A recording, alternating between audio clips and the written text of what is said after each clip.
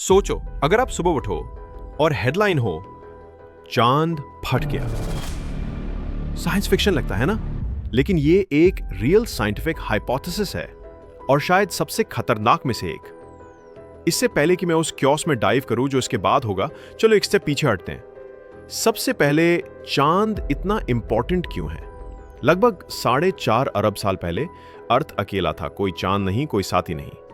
फिर कहीं से एक प्लैनेट साइज्ड ऑब्जेक्ट, लगभग मार्स के साइज का, यंग अर्थ से टकरा गया। यह टक्कर कैटास्ट्रोफिक थी। डेब्री स्पेस में बिखर गया और समय के साथ ग्रेविटी ने उन टुकड़ों को एक साथ खींच लिया। वो कॉस्मिक फोर्स जो हमारे प्लैनेट को बैलेंस रखता है। कुछ साइंटिस्ट मानते हैं कि उस पुरानी टक्कर के बिना और चांद के बिना लाइफ जैसा हम जानते हैं शायद कभी शुरू ही नहीं होती। तो चांद आज लाइफ को कैसे चलाए रखता है? अर्थ पर हर ओशन शोर से कलाइडने वाली हर वेव असल में चांद की ग्रेविटी की वजह से है। जैसे ही ये अर्थ के ओन ऑर्बिट में घूमता है, चांद हमारे ओशन को खींचता है, जिससे टाइड्स बनते हैं। वो पुल और रिलीज, वो रिदमिक वेव, उन्हें हम टाइड्स कहते हैं। ज्यादातर लोग सोचते हैं कि वेव सब विंड की वजह से होती हैं, लेकिन ऑनेस्टली चांद ही असली कठपुतली है।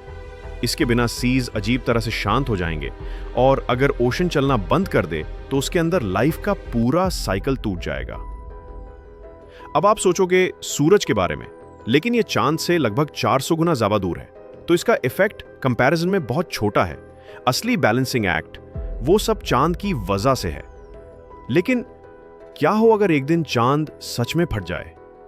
सबसे पहले ग्रेविटेशनल बैलेंस खराब हो जाएगा, टाइड्स खत्म हो जाएगी, ओशंस शांत हो जाएगी, वेदर एंड क्लाइमेट सिस्टम्स बिगड़ना शुरू हो जाएगी और अर्थ का टिल्ट, वो जेंटल लीन जिसे हमें सीजन्स मिलते हैं, अनप्रिडिक्टेबल हो जाएगा।